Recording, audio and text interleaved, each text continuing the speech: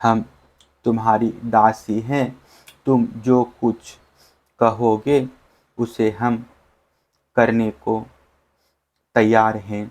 तुम तो धर्म का मर्म भली भांति जानते हो। हमें कष्ट मत दो, हमारे वस्त्र हमें दे दो, नहीं तो हम जाकर नंद बाबा से कह देंगी। भगवान श्री कृष्ण ने कहा, कुमारियों, तुम्हारी मुस्कान पवित्रता और प्रेम से भरी है। देखो, जब तुम अपने को मेरी दासी स्वीकार करती हो और मेरी आज्ञा का पालन करना चाहती हो, तो यहाँ आकर अपने अपने वस्त्र ले लो। परीक्षित, वे कुमारियाँ ठंडे से ठिठुर रही थी, कांप रही थी। भगवान की ऐसी बात सुनकर वे अपने दोनों हाथों से गुप्त अंगों को छिपाकर यमुना जी से बाहर निकली। उस समय ठंड उन्हें बहुत ही सता रही थी।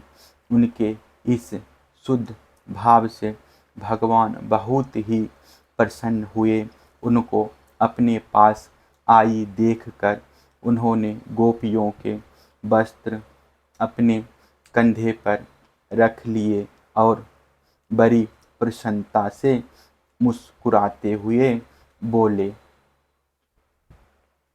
अरे गोपियों, तुमने जो व्रत लिया था उससे अच्छी तरह निभाया है, इसमें संदेह नहीं। परंतु इस अवस्था में वस्त्रहीन होकर तुमने जल में स्नान किया है। इससे तो जल के अधिष्ठातृ देवता वरुण का तथा यमुना जी का अपराध हुआ है। अतः अब इस दोष की शांति के लिए तुम अपने हाथ जोड़कर सिर से लगाओ और उन्हें झुककर प्रणाम करो। तदनंतर अपने अपने वस्त्र ले जाओ। भगवान श्री कृष्ण की बात सुनकर उन ब्रज कुमारियों ने ऐसा ही समझा कि वास्तव में वस्त्रहीन होकर स्नान करने से हमारे व्रत में त्रुटि आ गई। अतः उसकी निर्विघ्न पूर्ति के लिए उन्होंने समस्त कर्मों के साक्षी श्री कृष्ण को नमस्कार किया, क्योंकि उन्हें नमस्कार करने से ही सारी त्रुटियों और अपराधों का मार्जन हो जाता है। जब यशोदा नंदन भगवान श्री कृष्ण ने देखा कि सब की सब कुमारियाँ मेरी आज्ञा के अनुसार प्रणाम कर रही है, तब वे बहुत ही प्रसन्न हुए। उनके हृदय में करुणा उमड़ आई और उन्होंने उनके वस्त्र दे दिए। प्रिय परीक्षित, श्री कृष्ण ने कुमारियों से छल भरी बातें की, उनका लज्जा संकोच छुड़ाया, हंसी की और उन्हें कठपुतलियों के समान नचाया, यहाँ तक कि उनके वस्त्र तक हर लिए, फिर भी उनसे रुष्ट नहीं हुई। उनकी इन चेष्टाओं को दोष नहीं माना, बल्कि अपने प्रियतम के संग से वे और भी प्रसन्न हुई।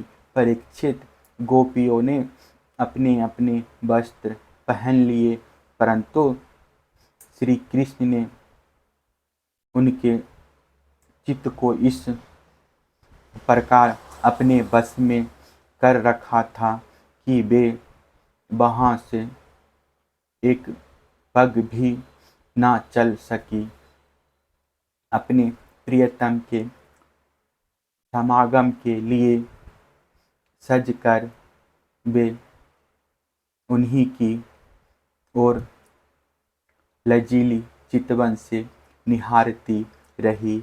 भगवान श्री कृष्ण ने देखा कि उन कुमारियों ने उनके चरण कमलों के स्पर्श की कामना से ही व्रत धारण किया है और उनके जीवन का यही एकमात्र संकल्प है। तब गोपियों के प्रेम के अधीन होकर उखल तक में बंध जाने वाले भगवान ने उनसे कहा,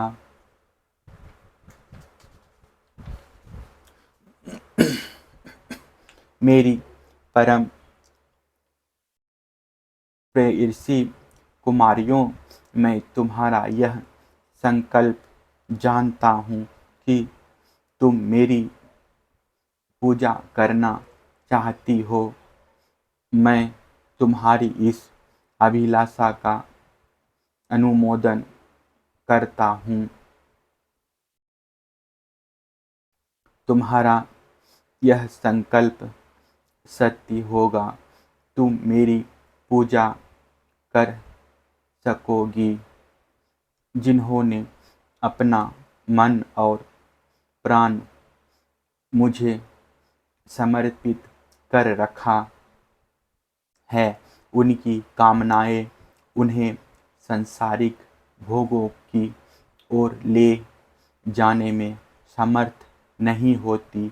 ठीक वैसे ही जैसे भुने या उबाले हुए बीज फिर अंकुर के रूप में उगने के योग्य नहीं रह जाते, इसलिए कुमारियों,